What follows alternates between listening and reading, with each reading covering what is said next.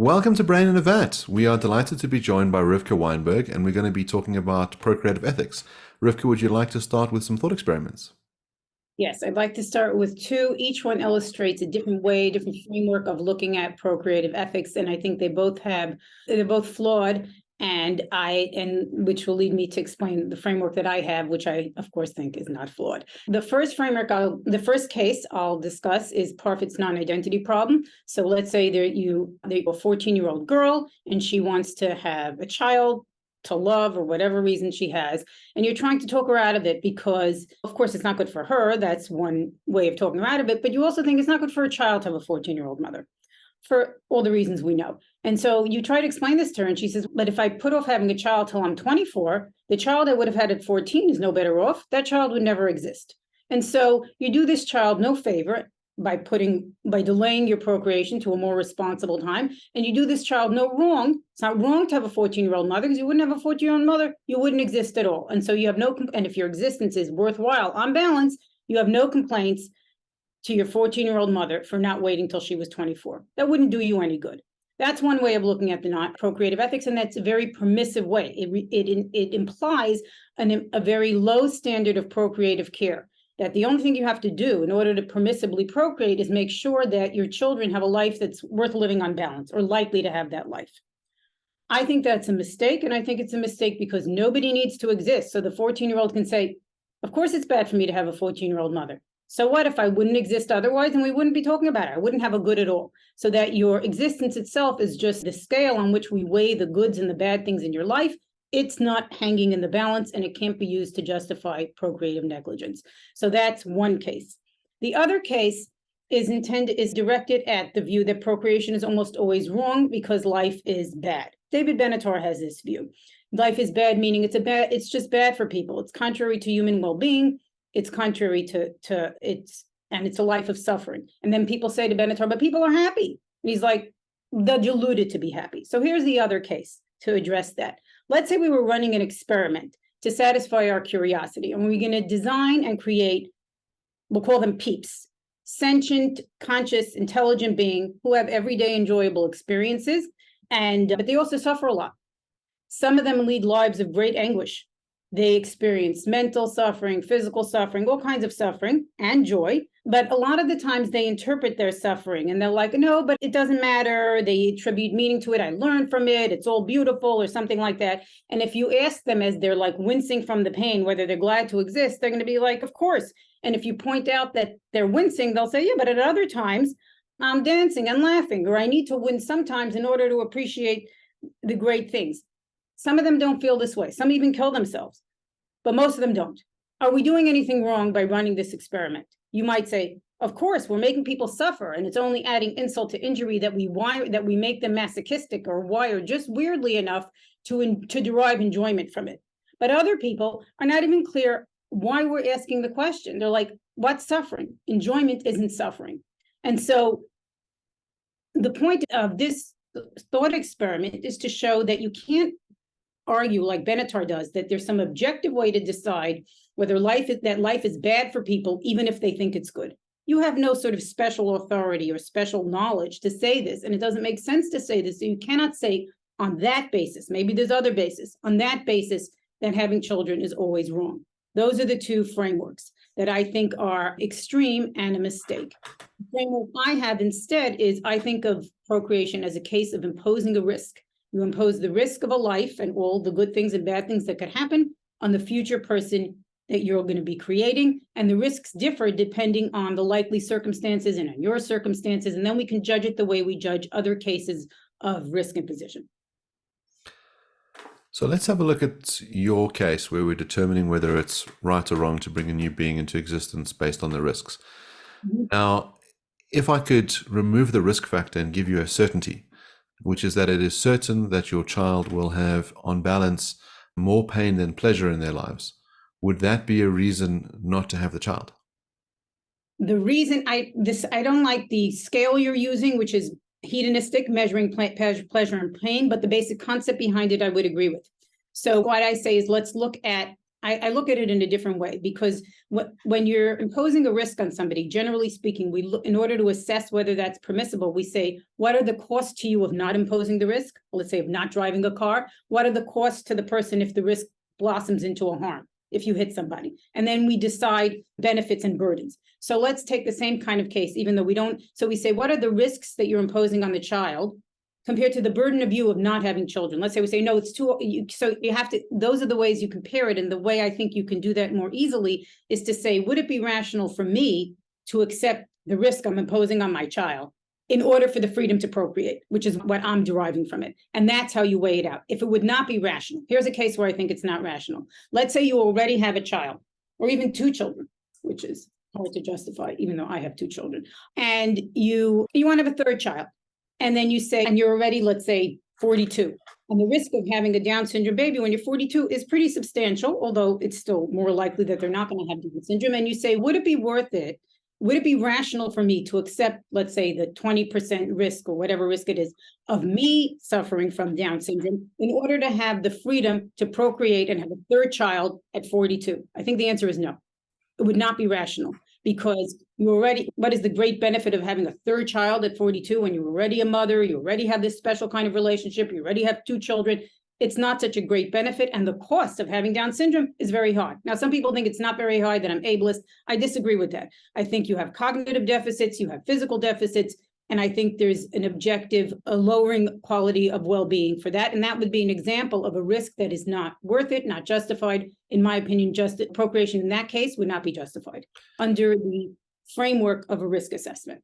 So I just want to push on something, which is how we're balancing the risks. There seems to be some kind of ambiguity as whether it's the risks to the child or the risk for, in other words, the benefit that the parent has in relation to the child. So let me give you a case. Let's say you're the kind of person who just loves being pregnant and doesn't really like raising kids. And lucky for you, you and your husband are Tay-Sachs carriers. And so you'll produce a child. You will have the joy of the pregnancy. Your child will be born and will die very soon afterwards. And you say, I'm just so lucky because I get the pregnancy. I don't have to do any child rearing. The risks to me are minimal. The chance of me having a non-Tay-Sachs kid are very low. So I'm just going to keep doing this ad infinitum until I can no longer do it. Maybe I didn't explain myself well, because that would not be permissible under the principles that I'm describing. I try to make it an intrapersonal kind of conflict so that it's easy to weigh out.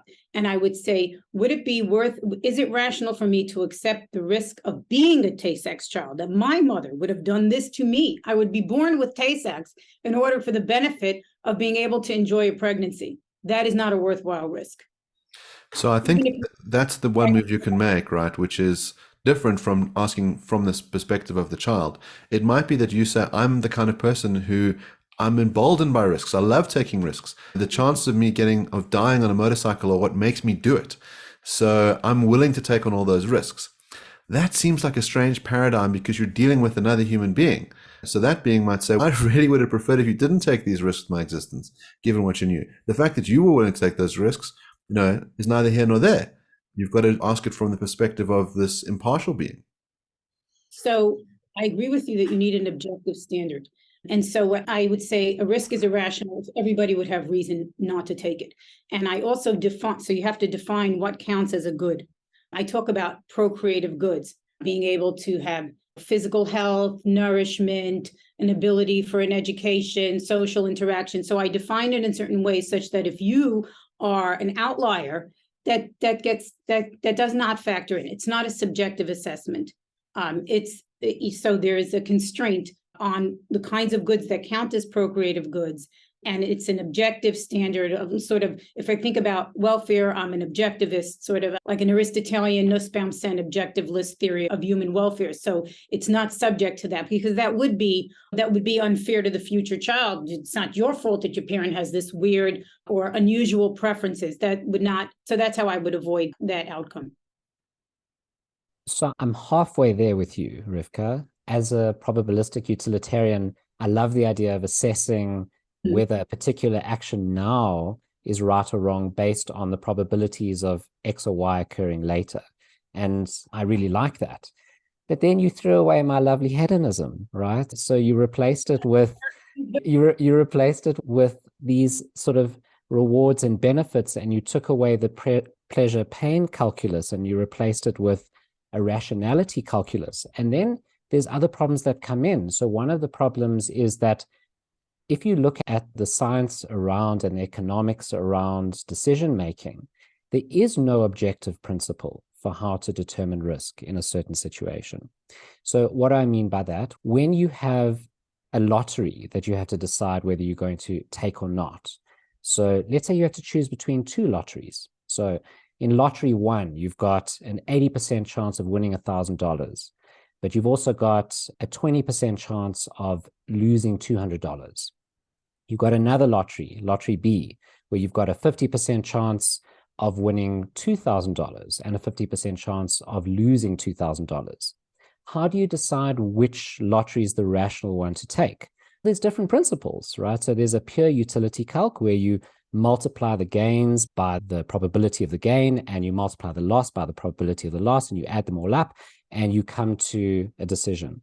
But there's lots of other principles, and there's not, in at least according to economists, there's not some overarching method, some objective measure that we can use to say that one principle is better than another.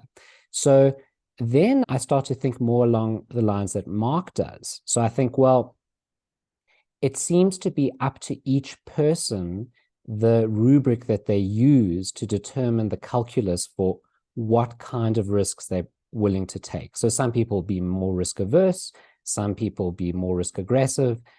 Which is the right option? Which is the rational option? It doesn't seem like there's really an answer to that. But if you come back to my lovely hedonistic probabilistic utilitarianism, there's a built-in calculus, right? It's you just weigh the pleasure and pain. If on balance there's going to be more pleasure then, or at least a greater chance of pleasure, then you pursue that. Oh, so you could, if you wanted to, if you thought, I don't agree with hedonism, I think it's too simplistic. And I don't think your calculus works, even because I don't think you're able to, the currency, the cashing out, I don't think is really doable. But if you could apply it to to my principles and just use hedonism as your level of well-being, as your measure of well-being, you could do that. Now, there is more than one rational approach to risk. That's definitely the case, and I do discuss that in my work on procreative ethics and in my book. So to guard against that, I say, okay, I take a more permissive stance, which maybe you would want to take a less permissive stance. But the principle I say is, if it would be irrational to make this choice, if everyone would have a reason against it based on what I think are procreative goods, then you can't do it. Otherwise, you can't do it. And it is also possible that there are cases that will be harder to judge or will be in a gray area. But this is the framework that I think fits to the thing you're doing when you create a person. So let's try and think about some of the risks that will be present for this being brought into existence. It seems like there's a whole bunch we don't know. Maybe you have some sense of what your life was like and what your other kids' lives were like, and you can assume that your kid will go in this direction. You could do some genetic testing. You could get a sense of whether they're going to have a disease. And so you'd have some sense of which risks you could avoid. But life is chaotic, and there's many bad things that can happen out of the blue.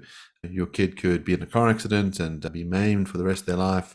They could be assaulted, they could be murdered, they could be raped. All these horrible things could happen to them. None of those things would happen if they were never brought into existence. And so even if you think that on average, life tends towards some positive number, either there's just more pleasure than pain, or there's more objective goods on the list, the chances that something bad could happen to them, even if it doesn't result, exposing them to that risk seems like a moral hazard, and that seems like a very strong reason for not bringing them into existence.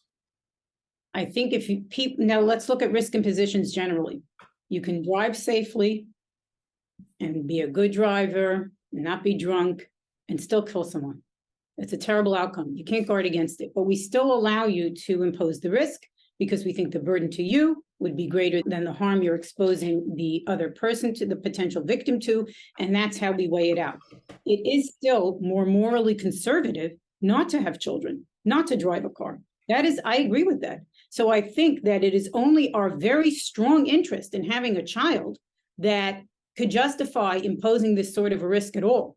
And I think there are lingering antinatalist worries, one of the kind you describe, that make not having children certainly the more morally conservative course of action.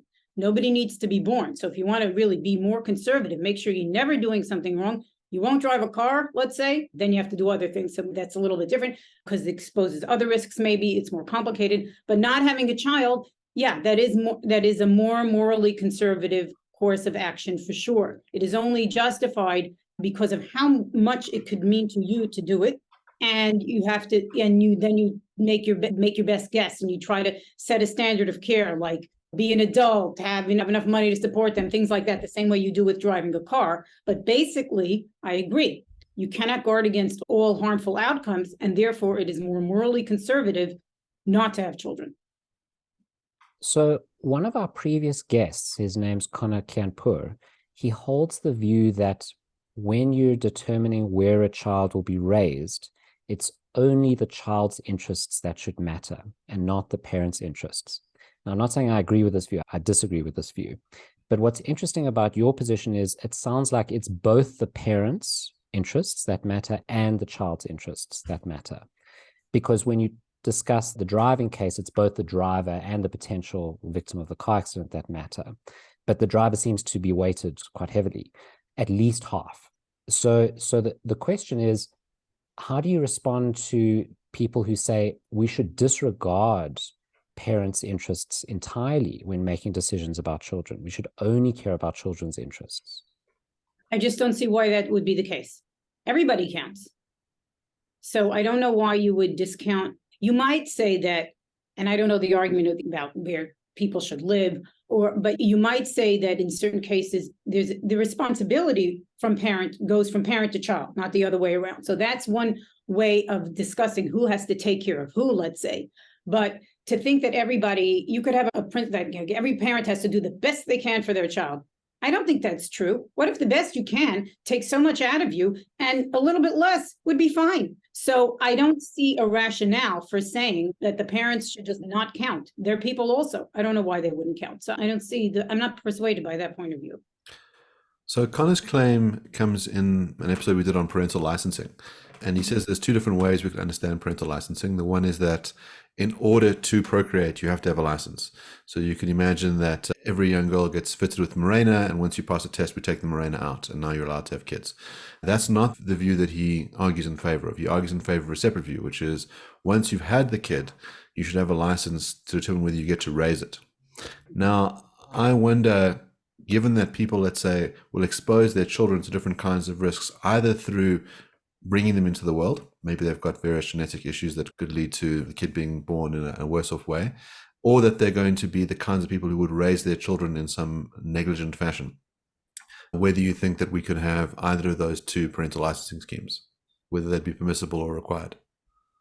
So I think that's really a question that's not, to me, a purely moral question. That becomes a political question, because who's going to grant the license? So when you give powers to the state, you have to worry about the coercive powers of the state and how they're going to. And so I think that that exposes everybody to a lot of potential abuses and problems. Do you want the state to be in your light, to have the power over your deepest choices like that? And so it sounds great, like some kind of panacea. Let's have a license, but it's not simply like, can you drive a car? There are many more points of disagreement, many more ways in which the power can be abused. It has such a deep power in your life that I think, although I can see the attraction of those kinds of views, I think that they're naive and not appreciating how bad it could go.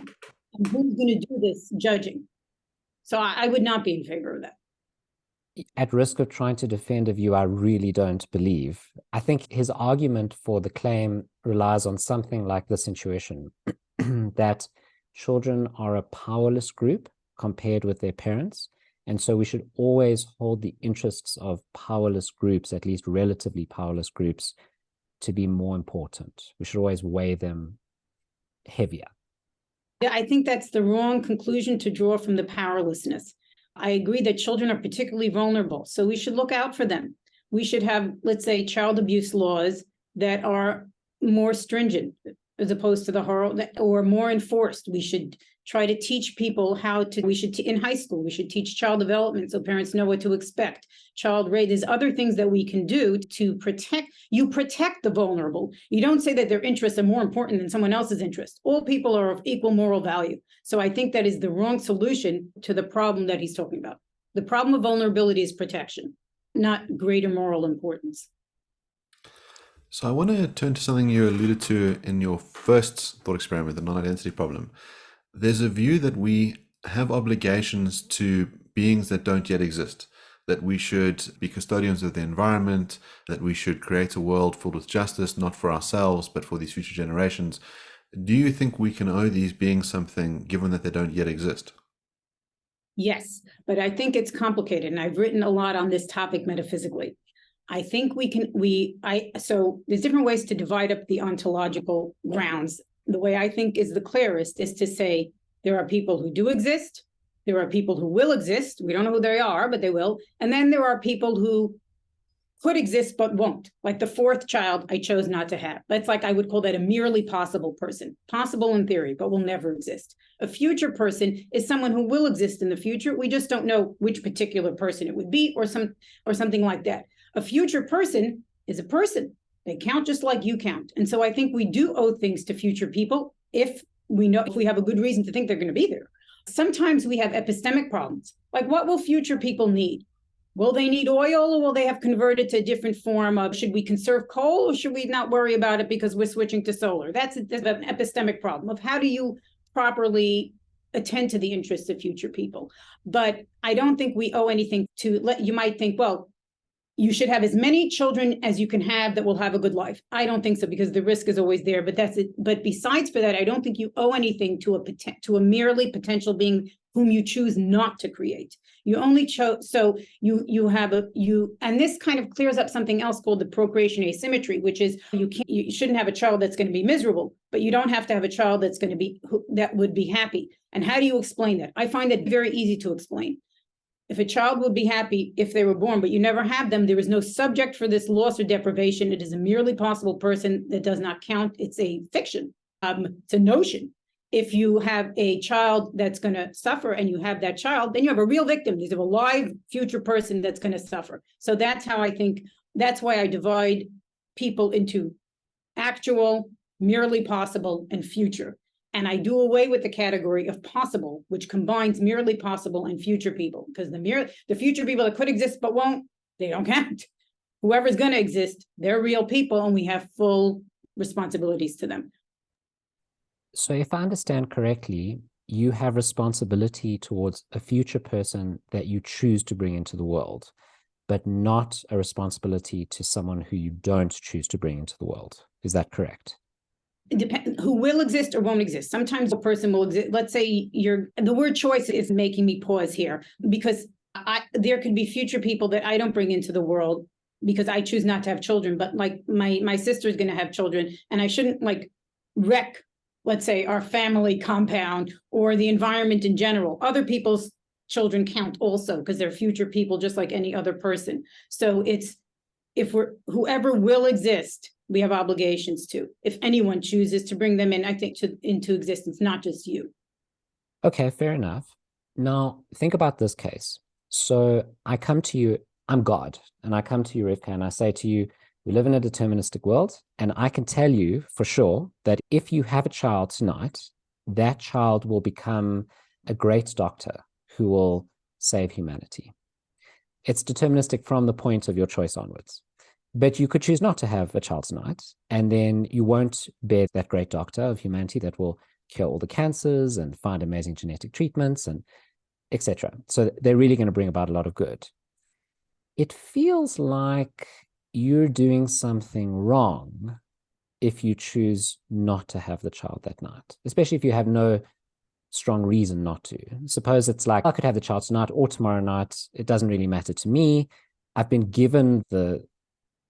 got access to the knowledge about the future, for sure, 100% sure. It seems like you are failing in some duty, or you're doing something wrong by not bringing into existence the doctor. But on your view, you wouldn't be, because they never would have existed if you choose not to have You them? would not, your obligation, if you have one in that case, first of all, if you're God, we have a lot of things to talk about. Besides determinism, you have a lot to answer for. But if your obligation, I think your intuition in this case is your obligation, not to that doctor who doesn't need to exist, but to the other future people to whom I agree that you're obligated. So this is just a very magical way of being able to have a very positive effect on future people. I think you are obligated to future people. So I think it is conceptually possible that this could be part of your obligation, not to the doctor who doesn't need to exist, but maybe you could do this great thing for future people that you might be obligated to do. But your obligation would be to the future people that will exist, that this doctor that could exist or not would help. Okay, so let me just rephrase the thought experiment, because you're absolutely right. That's the correct conclusion of your view. But suppose I were to rephrase it such that if you have this child tonight, there'll be a whole different set of people coming about in future because of some chaotic situation. Everyone's embryos get shifted slightly, and there'll be a whole different set of people such that those people will live incredibly happy lives. Versus if you have a child tomorrow night, you're going to have a different baby, and a whole lot of other different future people will ensue, and those people will live very unhappy lives. Do you have an obligation to bring about the one rather than the other? I don't, maybe I'm missing something, but this seems very similar to the prior case. I would say you could have an obligation, and it would be to the future people that will exist. And those, because you never know who they are. So it's to this generic set. And if you're so why wouldn't you do the thing that would make the future better for the people who will exist in the future? I find that not inconsistent with my view. So maybe I'm missing some of the question. So in my original thought experiment, you've got the doctor existing or not, but the same set of people around him. Whereas in the second thought experiment, you've got a different set of people. And so I think that gets round your solution. Okay, so that's like you do X gives you the X people, Y gives you the Y people. And so you're still obligated to future people. And then let me think about this case. I think I'm starting to see the difference. So then who are the future people going to be? So you could argue that, and I think a lot of times you have to think of it this way, that you're obligated to future people in the wide sense of whoever will, the de dicto sense of whoever will fill that role. But it's still, I'm not sure that I'm fully still answering you, because we're questioning the sets. So if you're setting population policy, should you pick principle A or principle B? A gives you the A people who have worse lives. B gives you the B people who have better lives. You pick B, and you get the people who have better lives because you're making things better for whoever exists in the future, even though what you're doing also determines who exists in the future. So I think that they don't have to come apart. I haven't given this case a lot of thought, so I'm answering just on the fly. And I think maybe I would want to think about it more. But I think that's the direction I would want to go in looking at our obligations on a policy way and a wide lens. I haven't thought about it carefully either, but I wonder if you go that way, whether you're not committed to some sort of really far-flung, wacky view that you're basically committed to future persons always, no matter who they are. And who they are, if they're determined by your choices, means every choice you ever make involves deep responsibility. And you don't want that view. You just want to say you're only responsible for actual future persons. I think maybe this will help. I think maybe one difference is that I'm not at all utilitarian. So I don't think you're responsible to the world and to states of affairs. And so I think your responsibility is much narrower. And maybe that will help me get away from this deep. I don't think I have deep responsibilities in general to everybody. Because I think like, it's not my fault I was born into the world. It's this big mess and I don't have to clean it up. I wrote a paper about that once. It's called It Ain't My World. And that's what I think. So I think our obligations are much narrower based on our level of responsibility. But again, I don't think I have to think about your case a little more, but I think I would answer along those lines. And maybe our intuitions are different based on our different views about responsibility and being more agent-centered versus agent-neutral. And that would be one of the differences. So I wonder about this. If the view is that actual possible future people, so people who will exist that don't yet exist, are equal to us, but there will be many more of them if we think humanity is going to exist for a long time until we get burned up by the sun, it seems like, given how strong those interests are, maybe you don't have to do a totting up exercise, but it seems like the obligations you have to all of those people must outweigh the obligations you have to yourself or to everyone who currently exists. And so I wonder how you avoid that if you want to say that they're equal. besides going down a nihilist rabbit hole, we say, oh, everyone, nothing. No, I think you avoid that by not being a consequentialist. You avoid so many problems in life if you don't take the stupid view of being a utilitarian. I'm not responsible to everyone I don't add people up that way. So my sort of obligations are narrower and weaker, and I don't have to say there's so many of them and only one of me. I'm allowed to prioritize myself and my children. And so I think you avoid a lot of the problems in that way. Plus, you also don't know, so your ignorance gets you off the hook a little bit. You don't know how many people, who's going to exist and what they're going to, but if let's say no for sure, it could change the calculus, but you don't. And that's one of the reasons, again, I think one of the faults of consequentialism is it forces you into this business of predicting the future, which we're so terrible at. So that I don't think Kantian /Rawlsian, maybe Aristotelian sometimes like me, I don't think I have the same sort of problem that you have, that a consequentialist would have. This is like Parfit's repugnant conclusion. You should have as many people as possible so that with a small level of well-being, because they all add up. But if you are a deontologist, then nobody's value adds up because each person is one person. And when you have 20 people, you just have 20 ones. So Mark will join you in the utilitarianism bashing. I get it regularly on the show. But what I want to do is not defend utilitarianism, but defend one implication of utilitarianism. So Mill said that everyone's head-ons count. So you should add up everyone's utility when making your decisions. But he didn't go so far as to say that everyone is equally valuable or equally important. So that's a claim that you've made quite a few times in the discussion. So you've talked about how the parents' interests matter just as much as the children's interests, and how everyone's interests in a future world matter equally, but not necessarily I'm not fully responsible for those because they're distant from me, fair enough. But I just want to question that claim that everyone has equal value or equal importance.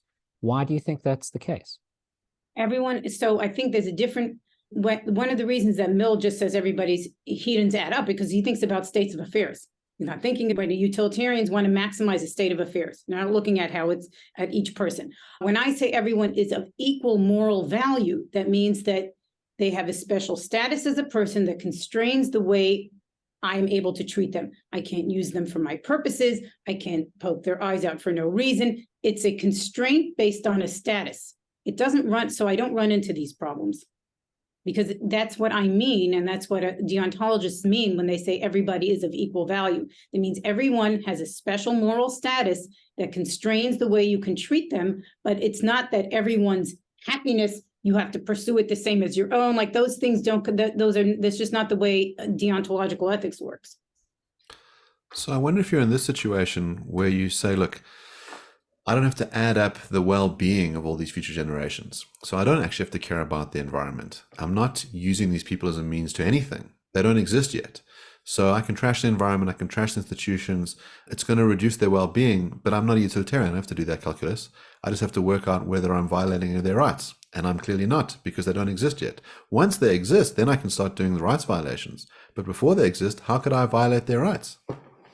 No, I don't think that. Okay, I have a good answer for you, but I didn't come up with it. Joel Weinberg did. So you can violate the rights of a future person very easily. This came up in the 90s when there were some wrongful life lawsuits based on companies that did genetic testing or produced birth control, and people said I should never have been born. And first they got tossed out, then some of them made it through the courts. But one of the arguments was you cannot harm someone who doesn't yet exist. And Joel Weinberg says, of course you can. Let's say somebody plants a bomb in a kindergarten that is set to go off in 10 years. Then 10 years later, he blows up the kindergarten. He's like, well, by when I planted the bomb, nobody existed yet. So what? You can harm a future person. So you don't have to exist now in order for people to have obligations to you. You just have to be somebody that will exist in the future. And then we can discuss what the obligations are. But I think Weinberg's case, to me, is a convincing response to that claim. I'm not sure. So I accept, and I think we both accept, that you can reduce future people's well-being. You can affect their interests, you can harm them, you can make it worse off than it would have been if you hadn't done the action. That just strikes me as different from a rights violation. unless you want to say that they have a right to a clean environment and they have a right to wonderful institutions, which seem like a non-standard account of rights. It's not clear that you're violating anything by making the world worse off. They didn't have any of that stuff in the pre-existence. You haven't taken anything away from them. They're just born into a world that is suboptimal for them, but possibly to our benefit. In other words, we thought, let's rape the earth so we can get all these immediate benefits, and the future generations, fine, they're going to be worse off. But that's just a utilitarian problem. Us deontologists don't have to care about that. I don't think it gets you out of it. Right. So the difference I see is Weinberg is because you're violating because you're killing somebody, actively taking away a life. And in this case, you don't. So why shouldn't you trash the environment? So you have to think of which policies, let's say we just decide we're going to bury the waste sloppily. And the future generations can say to us, you did not take our moral status into proper account, because you could have done something, you should have thought of our well-being. But it's not as easy to run the case as it would be in a utilitarian perspective. You would have to do more work, I agree, to think about what are our obligations to future people? What is the basis for them? It's not just rights violations. We could talk about Rawls talks about intergenerational distributive justice. You could try to use that sort of a framework. You will have to have a different framework, yes. And I see your point about Weinberg because it's a little bit easier because his case is a clear rights violation. So, and I think that's also accurate. It is not clear to me just to say future generations have a right for us to, let's say, save the earth, for them to benefit this much, that much. I think we need to say, okay, what are the principles in play? What's the framework we're using? What's the principle of intergenerational savings? And those are things that we can work out from a deontological perspective also, that sets up, let's say, a standard of care that we think we should uphold for future generations. And then if we fall, and we have to justify the standard. And then if you fall below the standard, you would be negligent. So that leaves a lot of work to do, but it's an avenue that you would use. But now you've given the utilitarian the foot in the door, right? So now the utilitarian says, when you're coming up with these principles, they're entirely ad hoc. And how you're coming up with them is just evaluating them against trying to prevent harms. That's really what you're doing. So what you're doing is you're saying, okay, that future involves a lot of harm to these people. So I don't want that to happen because harm's bad, but I won't say that because I'm not a utilitarian. So let me come up with a bunch of deontological principles that will prevent that from happening. But really, they're entirely arbitrary principles unless you use a harm calculus to determine whether you're going to hold them or not. I don't think that's correct. I think when I think about the future and people not having enough things, I don't just think about harm. I think about my responsibility to future people and what it entails. That's why I don't have a quick answer. I would have to think about it. I would have to think about the principle I'm using, and it would not be ad hoc. None of the principles I use are ad hoc. In fact, that's one of the things I think is wrong with some utilitarians' runaway demands. You have to give to the point of marginal utility. And I'm like, why do I have to give to anybody at all? Start from bedrock. I start from bedrock principles, and I think that our obligations to future generations will have to be grounded in them, and they will not be simple and not just be harm, not harm. It will be based on, am I mistreating a future person, using them as a tool for my purposes? Am I not giving them sufficient respect for the ends they might want to pursue? So I would use the same principles and see how they applied out. And I don't think that the only thing we can think about is harm, especially when you're talking about things that involve a lot of prediction and speculation. I think harm is not the best way to think about it, partly because that's not your only obligation, it's not the only thing that matters, but also because it involves a lot of things, a lot of guessing. So one proposed solution for the difficulty of bringing new beings into the world, given all the uncertainty, given all the risks, is instead to take beings that already exist and adopt them. And to say, I'm not going to take the dice roll, I'm not going to bring the new being to existence. There's this kid who needs parents, and so I'm just going to adopt them. Do you think this would be a good solution to the problem of bringing new beings into the world? Widespread adoption. I think it is a terrible solution for even more than one reason. So overdetermined. First reason is someone has to have the children. So this does not help anybody, because you cannot adopt children that have not been born. Second of all, adoption is rife with its own problems. And it is often people like to think that they're doing a child this favor. Why does a child need to be adopted? Most of the time, because the parents don't have the money to save that to raise the child.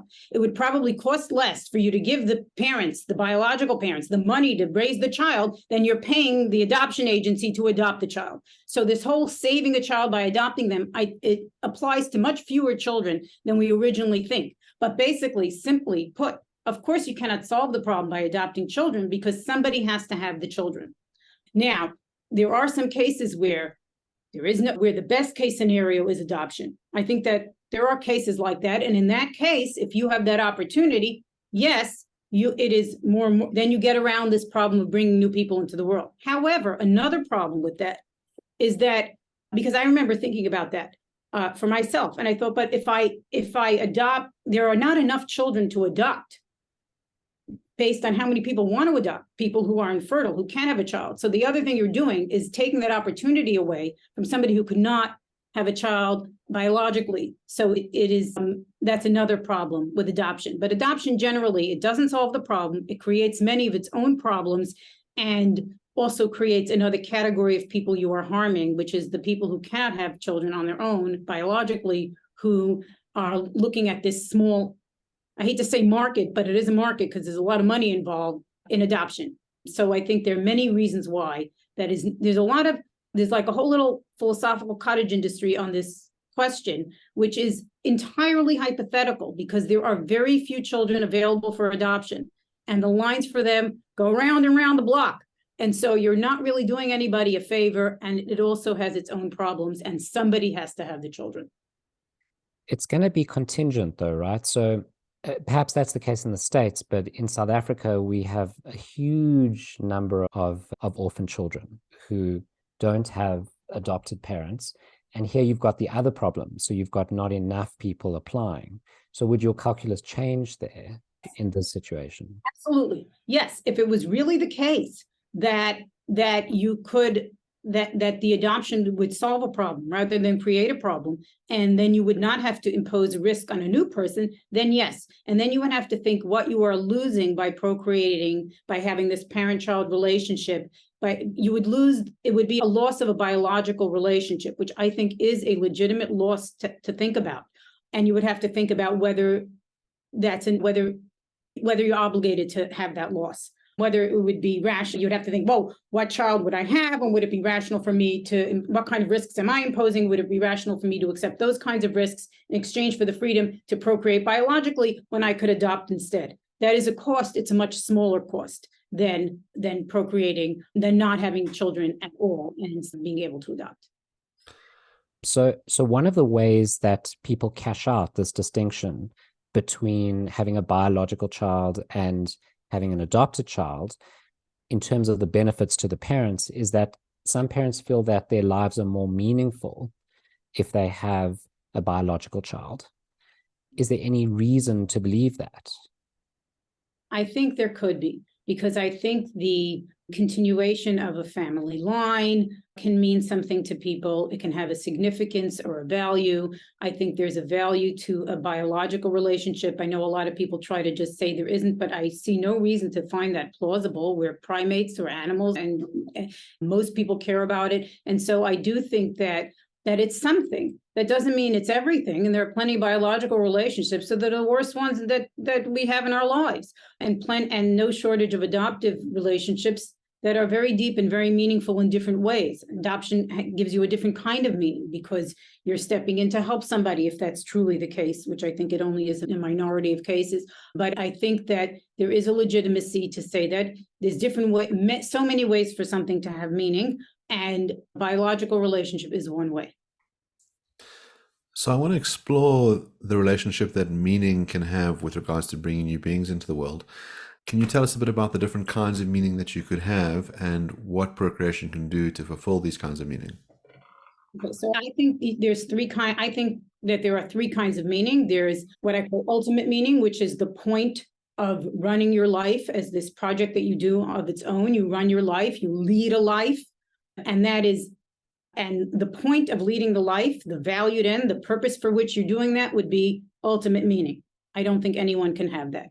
Everyday meaning is the meaning that you can have in your everyday life. It involves things like significance, value, impact, purpose, and point. That's everyday meaning.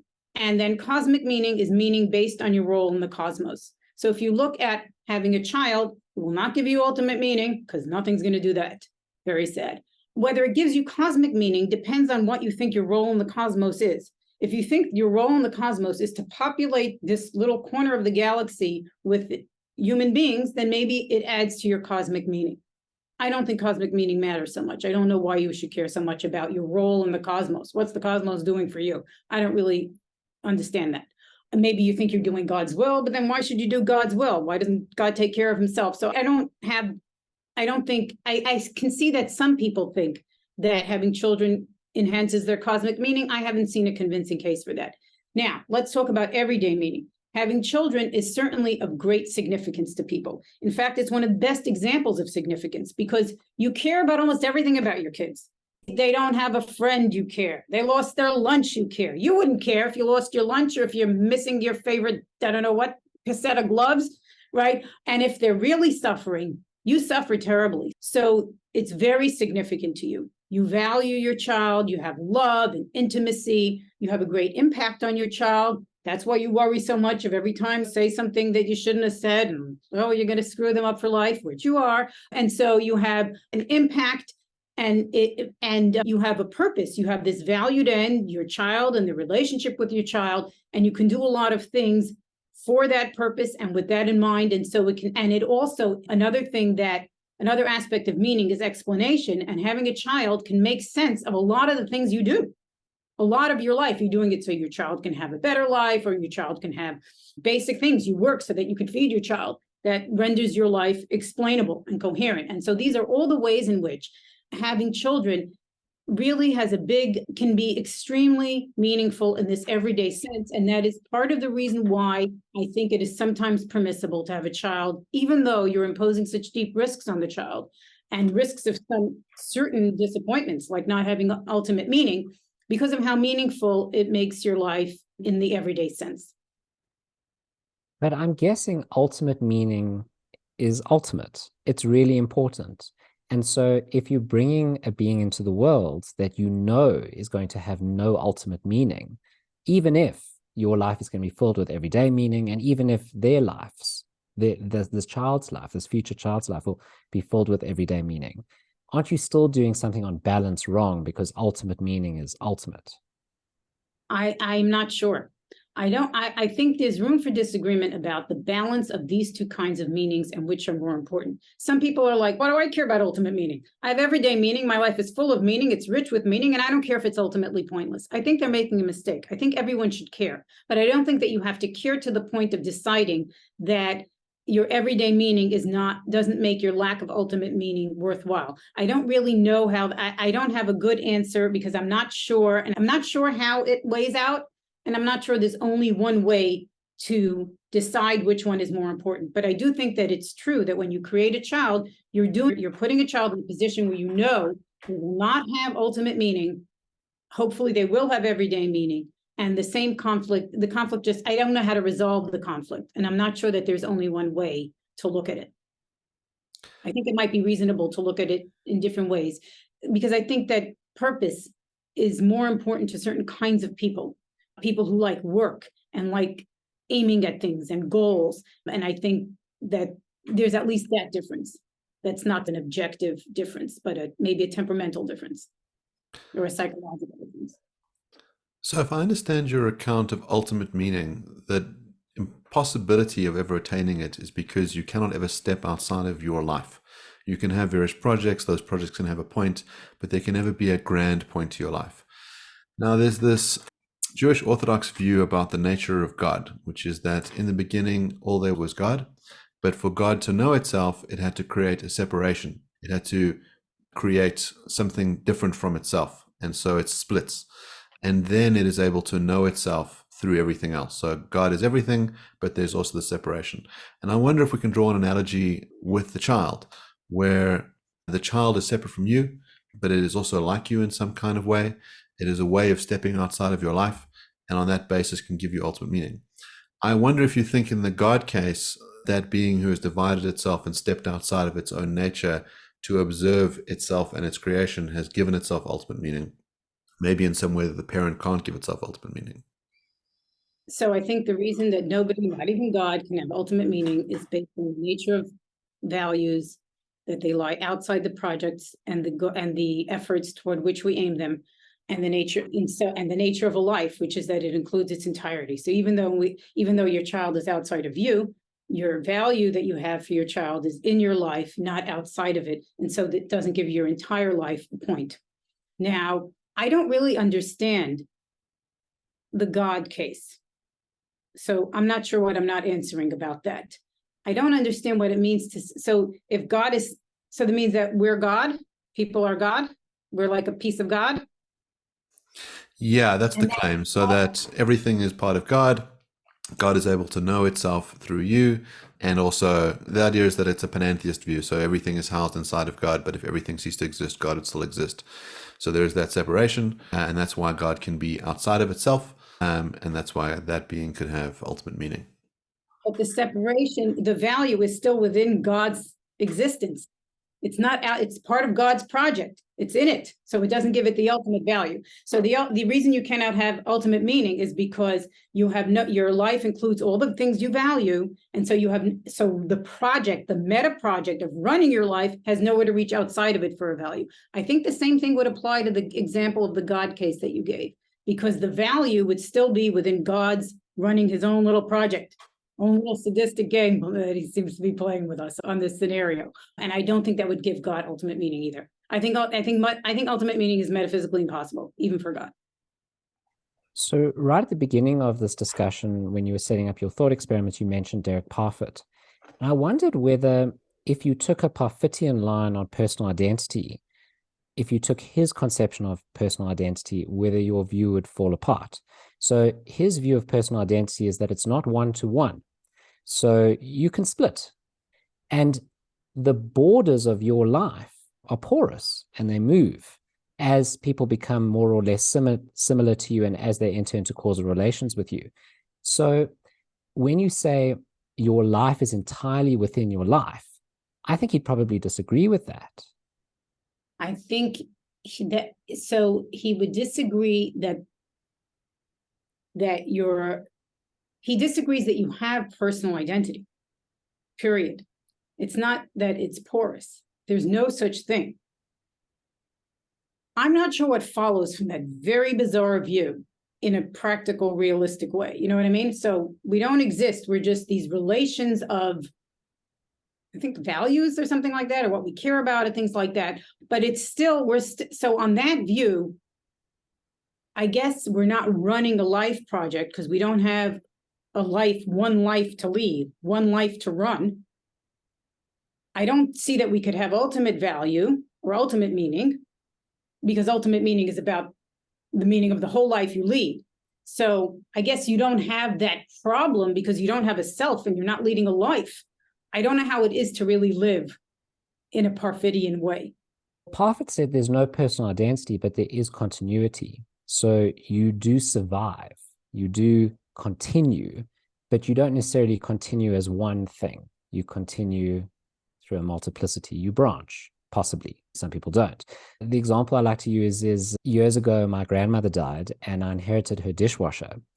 And her dishwasher has so many features of my grandmother. It uses up so much electricity that when the dishwasher switches on, the lights pulse, and it's just incredibly uneconomical, but it washes those dishes so well. And it's got its own personality, and it groans at you and it grunts, but it does a great job, and it's very luxurious, and it's from like the 80s, and it's just got so much of her personality in it. And in a way, it makes me feel like my grandmother survives through that dishwasher. There's a bit of my grandmother in that dishwasher. Now, of course, that's a bit of a metaphor. I'm not sure we can survive through things. But long after Mark is dead, I'll remember things that Mark has said. And his views will have infected me with deontology. And I'll have these at the back of my mind doubts about my wonderful utilitarianism. Thanks, Mark. And in some way, even though Mark would be dead, Mark has survived through me. there it seems like if Marx's life, his whole purpose was to change my mind on utilitarianism, if that was his ultimate goal, it seems like then he's done it. There's bits of him that have bled into that. You can't say that it's all contained within his life. You can't say it's not. You said you can't see a reason why his life would have ultimate meaning. And I'm not going to argue that it would, but my point is your argument that it doesn't no longer works. I think it totally works. And I don't think you need any dishwashers or parfits to have this. We'll just go right to your example of hopefully Mark is making you doubt your utilitarianism. And let's say he says the project of, so, and of course, that value of having an influence on you is something that is outside of him, but it is in his life. Otherwise, he would not care about it. And so I think the problem stays exactly the same, whether he's dead or alive, whether your grandmother's dishwasher is there or not. I don't see this as affecting what I'm saying. I don't see it having an impact on the way I'm describing the problem. So maybe it's this, is that you've drawn such a stern distinction between inside and outside of life. And Parfit would say, what do you mean by that? Like, what's inside or outside the life? The project or effort of running or leading your life. Now, if you're going to say you don't have this project, then I think you're not really an agent. I don't know how much meaning applies to you. And I think you don't have ultimate meaning either. And now I'm not sure about your everyday meaning. So I don't think this helps. But I also think it's very difficult to think about meaning if you're thinking of people as these kind of perfect little pouches of values or whatever else he's thinking of people as. I think it's really hard to imagine that. But I don't think it makes things more meaningful, certainly because it drains your agency, or it makes it more diffuse. Do you think there's anything to the claim that we could, from the perspective of the universe, add up how much meaning there is? Does that make sense to talk about this sort of abstract notion where we're adding up how much meaning we have generated from that perspective? No, because I don't think it's measurable in that way. There's so many different ways for things to have meaning and different kinds of meaning. I guess I can't say it's conceptually impossible. I don't know what the point of it would be. I would have to, I don't know how it would work, but I wouldn't have high hopes for it. And I also would think, why would we need to do that? Like, what would be the point of that? Couldn't we assess two different worlds and say that one is a more meaningful world than another, or one is a more meaningful society than another, without knowing the particular goals of each of the individuals in that world? I quite like Mark's idea, because I'm a closet Parfitian, about the idea of this floating meaning, the same way as utilitarians are really concerned with the state, right? So the state of things, the state of affairs. Couldn't we talk about meaning in that way, that it floats on top of, as you say, these pockets of value? I wouldn't talk about it that way because I think it vests in a valuer, a person, or some other kind of sentient thing. But I do think that even though I don't think that it's realistic to think about measuring meaning. I don't think you have to measure meaning in order to say, let's say, if you look at two societies and one is like making mistakes about value and just valuing on like the American dream of a white picket fence and a house and a dog, that's not as meaningful as, let's say, a society that's more interested in having a lot of art and love and knowledge. So you could say that's because the value is misplaced, because I'm an objectivist about value and what could have meaning. So in that sense, you could compare societies, but I don't think you have to disembody the meaning for it. So I still don't see the like states of affairs. When you talk about state, like a more meaningful state of affairs, I wouldn't put it in those terms of a state of affairs, because where is the meaning in just this state? I don't think that's how meaning works. I think meaning has to have valuers. But there's ways of thinking about this that take the valuers out. Some people argue that nature is beautiful and meaningful, even if there's nobody to appreciate it. And there's some arguments for that seem possible. So I wouldn't be too wedded to the things I'm just saying recently. Not sure about them completely. But I do think you could say one society you can compare sometimes, because the differences can be so obvious. That I think you could do. Yeah, one of the debates that I've had with friends is, You can imagine that there's a world filled with beautiful artistic objects and there are no perceivers on that world, and that it would be a bad thing if that world ceased to exist. That even though there's no one there that could perceive the beauty or the wonderful stuff on it, it popping out of existence would somehow be regrettable. So there's a book, oh, I wish I remembered the name of the guy. It's called On the Intrinsic Value of Everything, and the author is slipping my mind. And he argues, it's a little book, and he says, if you want to know if something has value for its own sake, think of it if it would be a loss if it disappeared. And so he thinks there would be a loss like a paperclip. No more paperclips. That would be sad. It would be a loss. It would be a deficit. And so in that way, you can think of everything as having value for its own sake, including the beautiful things. But that's really a question about a different kind of a question about whether value depends on a valuer. And I don't have a formed answer for that question. I think that's a different kind of a question than questions about procreation or meaning. So I want to ask you the ultimate question. So the ultimate question is, you've got at least 2-3 different types of values that we've discussed in this podcast. So you've got meaning, you've got morality, and you've got rationality. And my understanding is you want to reduce morality to rationality to some degree. Which one wins? So when you're determining whether to have this child, whether you're determining whether or not to make a certain decision, and there's these sometimes competing values. Sometimes meaning goes one way, rationality goes another way, or meaning and morality go another way. Which one wins? Now, I'm asking you this question with vested interest because this is a continuous debate between Mark and I about which values win. I'm going to settle this for you right now. Okay, so a few things. Morality is a constraint. So it's not a winner or a loser. If you don't make the mistake of being a utilitarian, you don't have to worry about this. Morality just constrains what you can do. So that's how it operates. Now we're left with, what was the other one? Meaning and? Rationality, I guess. So rationality, if you're a deontologist, is morality, also a constraint. So you go ahead and pursue your meaning, constrained by morality. No context. It's not the answer I want. It's exactly Mark's line, and it's not the answer I want. But it is the answer. Another thing I want to say is this reminds me a little bit of Susan Wolf's book about meaning, where she's very well known for saying, which she does say, that meaning is subjective engagement with objective value. But the framework for her book is that she's really arguing that there's another dimension to something that counts, to value. There's moral value, and then, which is like, this is the way she puts it, there's self-interest, caring about other people, and fulfillment, which she calls meaning. I don't agree with that way of thinking about things at all. I think that there's self-interest and there's interest, there's interpersonal interest. I don't think meaning comes in as a separate kind of value system. I think meaning includes a lot of the things that you properly value in your moral life. Some of them play a big role. That depends on your moral system. But you have meaning, and then you have morality that constrains your pursuit of meaning. So you can't make a beautiful thing that's going to make people suffer, maybe, because there's a constraint against it.